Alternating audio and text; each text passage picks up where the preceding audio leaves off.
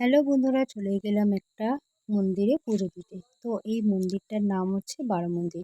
12খানা শিব নিয়ে, ছোট ছোট 12খানা শিব নিয়ে এই মন্দিরটা আছে। তো মন্দিরটা সত্যি খুব ভালো, আমার তো খুবই ভালো লাগে। আমি প্রায় সময় এখানে পুজো দিতে আসি। যখনই মা ডাকে তখনই মায়ের টানে চলে আসি। এখানে দেখো দুটো কুকুর দাঁড়িয়ে ছিল, ওকে প্রসাদ দিলাম, ওরা খেলো। আর মায়ের গল্প তো শুনলে পরে তোমরা মন্দির থেকে উঠেই আসতে পারবে না। আমাকে অনেকবার বলেছে শুনতে, কিন্তু আমি সত্যি কথা বলতে আমি শুনতে শুনতে ভয় লাগছিল, সেই জন্য আমি আর শুনিনি। এখানে নাকি আগে ডাকাত থাকতো। তো এটা ডাকাতের কালীর মতনই, মানে যেটুখানি আমি শুনেছি ঠাকুর মশাইয়ের কাছে, যে আগে এখানে ডাকাত থাকতো, মা এখানে চলাফেরা করতো। এখনও রাত্রির বেলা হলে মায়ের মায়ের মন্দিরে মা ঘোরাফেরা করে।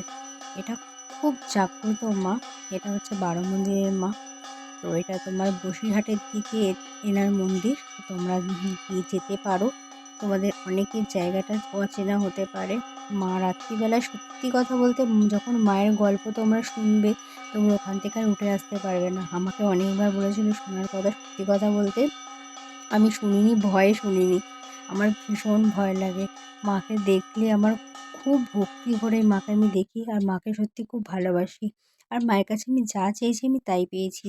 যদি ভিডিওটা ভালো লেগে থাকে চ্যানেলটাকে সাবস্ক্রাইব করো, লাইক করো, শেয়ার করো এবং কমেন্ট করো। আরও নতুন নতুন ভিডিও আসতে চলেছে, তোমাদের সাথে ফুল ভিডিওটা আমি শেয়ার করব। তো তোমরা দেখতে